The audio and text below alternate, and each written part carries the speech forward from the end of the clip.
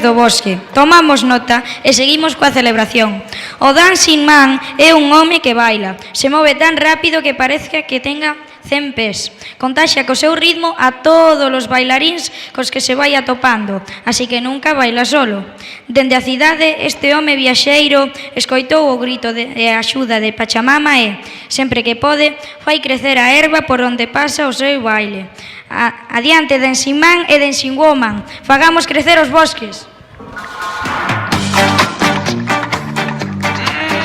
Dancing Man 53 ya llegó a la ciudad.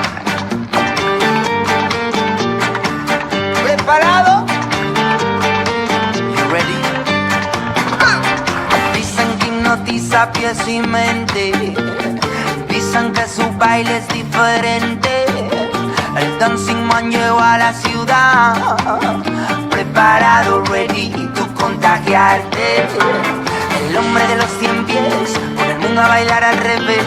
Electrizante, cortante, dientes de oro de color cambiante. Mira su corbata a un lado, mira su sombrero capado, su pie descontrolado. Oye, baila la ciudad cuando el Dancing Man golpea.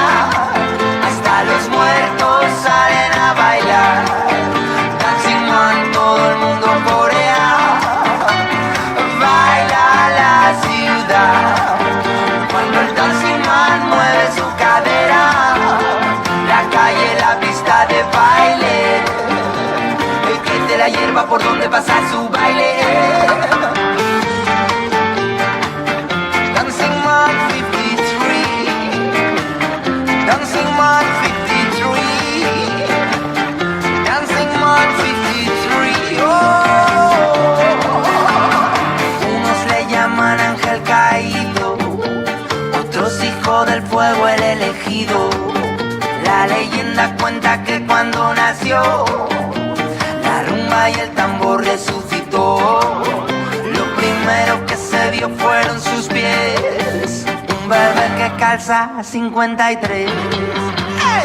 Mira cómo mueve los pies, mira cómo baila al revés, mira cómo danza, mira cómo avanza, mira su 53.